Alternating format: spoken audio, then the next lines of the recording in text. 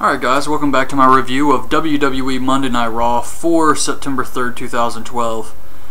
Oh man, the show just ended and the big news from the show has to be CM Punk getting in the car with Paul Heyman. That is just awesome. I heard that they wanted to work together, kind of form some type of alliance. WWE wasn't sure if they wanted to go in that direction. And that is a great idea for these guys to be together. So yeah, I'm very excited about that. But there was some really bizarre stuff on this show. The entire Hug It Out segment. But anyway, the show opens up with Michael Cole. He's alone. And apparently CM Punk attacked Jerry Lawler backstage before Raw started. And Punk beats him up. He says "stupid shirt" as he tries to rip it off of Lawler. And even though Punk is being held back by referees, he still is able to kick Lawler in the face and knock him out. So Sheamus comes out. He's talking about Del Rio and he's interrupted by Punk. As expected, the crowd in Chicago loves Punk. He tells Sheamus not to try and talk to his hometown. And I was like, damn, he was pretty harsh out here actually. He says Lawler attacked him from behind.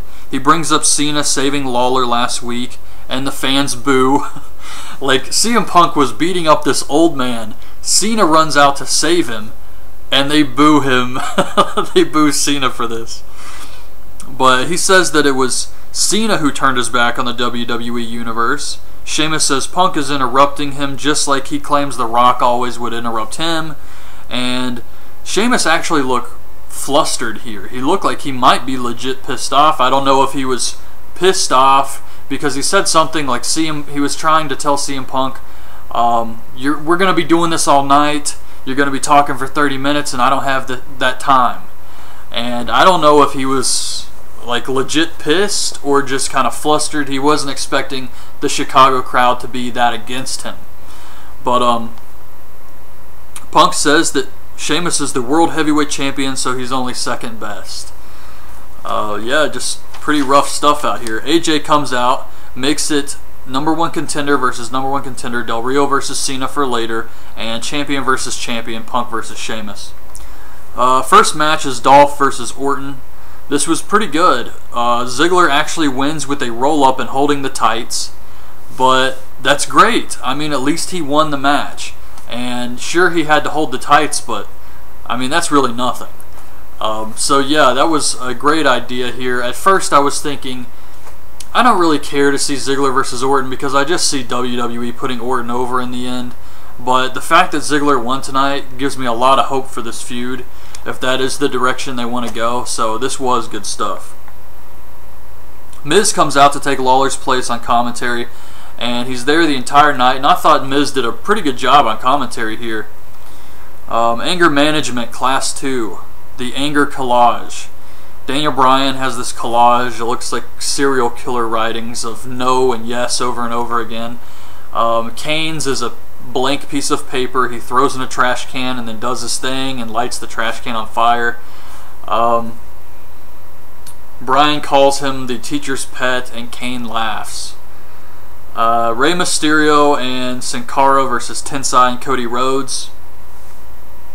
This was pretty good. Rey hits a 619 on Tensai, a 619 on Cody. He tags in Sin Cara. Sin Cara hits a swanton off the top on Cody for the win.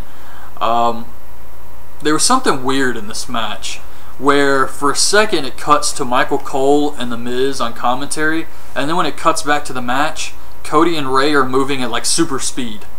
I don't know what happened here, if there was something they wanted to take out of the tape, because it is a live show, but it's on a tape delay in case something happens. Like, let's just say, for example, a fan streaks across the ring or something, and they have to cut that out real fast. It is on a tape delay, so I assume something had to happen where they cut to the announcers, and then to fix the delay, everything was moving like rapidly for a second. Anger Management with Kane catching Daniel Bryan. They do the trust bit where Daniel Bryan has to fall back and Kane catch him, and Kane catches him, and then they have to catch Harold, and neither of them catch Harold. It was pretty funny. Sheamus versus Punk. I actually wrote down here, because of this match, I was thinking, this is not the main event. Well, there was the reason for that, obviously. Punk comes out wearing jeans.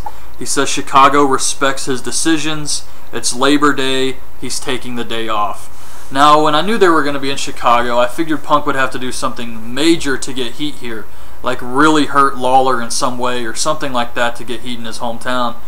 And I guess the best way they decided to do that was just have him not do anything. So I didn't really care much for that idea, but I guess it worked later on. I mean, I'm still excited over this Heyman deal. Like, that really did help the show for me, and all it was Heyman just looking out the window. But man, did it look badass. It was just so good. AJ stops Punk as he goes to leave and says he can't leave. Punk tells her to check the deal, bro. He has personal days. Matt Striker comes up and asks what she's going to do, and AJ says, "Who are you?" So we get Sheamus versus Swagger instead. Definitely not on the same level, but Del Rio comes out for commentary. Sheamus makes Swagger tap to the Texas Cloverleaf, so I guess Sheamus has yet another finisher. Now he's got a submission. I mean, holy crap, what is that? He's got the Razor's Edge, which he never hits anymore, the Brogue Kick, White Noise, Texas Cloverleaf. I mean, that's 4 moves right there he can beat somebody with.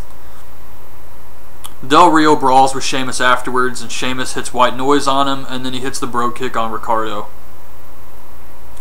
Eve versus Caitlyn with Layla in commentary. It was alright, I guess. Eve hits the Crossroads for the win. Afterwards, she helps Caitlyn up and shakes hands with Layla. Backstage, Swagger tells AJ he's taking some extended time off. AJ says, "You can't leave me. Everybody's left me. Punk, Jericho, Brock." And Swagger just says, "Sorry." So I don't know what they're going to do with him. Anger management. Bryan offers Kane a rematch, and Kane says he will try not to eviscerate him. And Bryan says he will make him tap out. They start arguing. They're going back and forth. The teacher freaks out and tells them they don't listen and storms out of the room. I don't know. So we get a poll for tonight's show.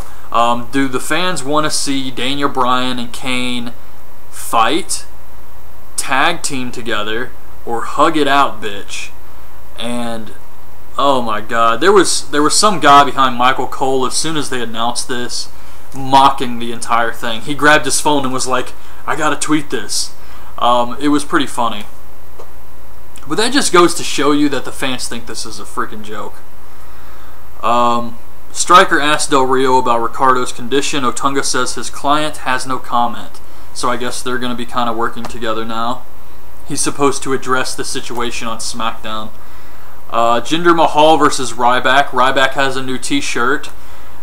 Typical Ryback wins. I'm wondering why he's back with Jinder Mahal. I mean, he can't progress like this. He can't move forward when he keeps doing the same old crap. They have all these NXT guys. Just have him beat someone. Have him start a new feud. He beat Jinder Mahal. He kind of did some stuff with Swagger. How about Drew McIntyre? Something. But why would he go back to Jinder? You cannot... He's not moving forward. You know what I mean? AJ tells Striker to tell Del Rio and Cena their match will be Falls Count Anywhere.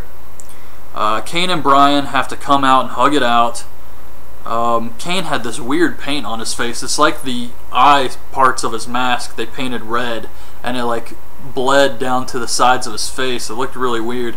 And I also noticed there was a fan in the crowd during this segment with a Briscoe Brothers Man Up t-shirt, which was pretty cool. But they hug it out, and then they start fighting. Kane tries to kill Daniel Bryan, putting a chair over his head, like he's going to jump off the top rope and break his neck. Referees stop him, and while he's distracted, Bryan hits him with a chair and escapes. We get Cesaro versus Santino. Cesaro really just squashes him here, wins with the neutralizer. I thought it was good. Zack Ryder versus Heath Slater. I don't know why, but yeah, they did this match. Slater actually slaps Zack Ryder in the back of the head like he's playing guitar. And just slaps him in the head. That was awesome.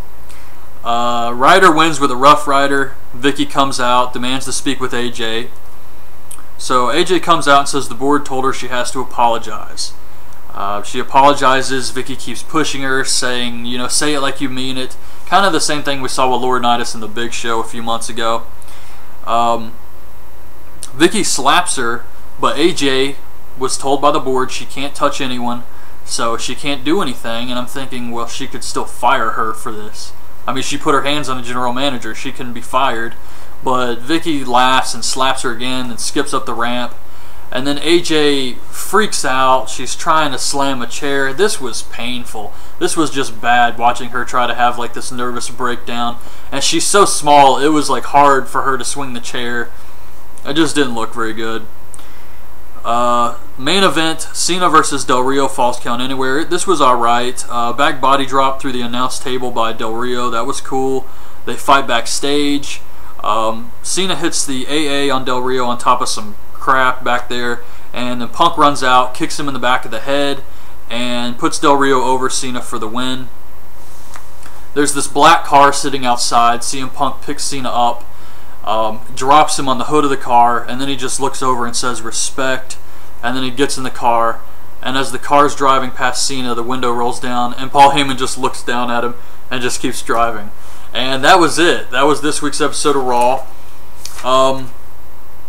There was some good stuff here. I'm glad Ziggler went over. Love the Heyman stuff. I think this whole alliance thing with him, Brock, I mean Punk, Brock, and Heyman, this has so much potential.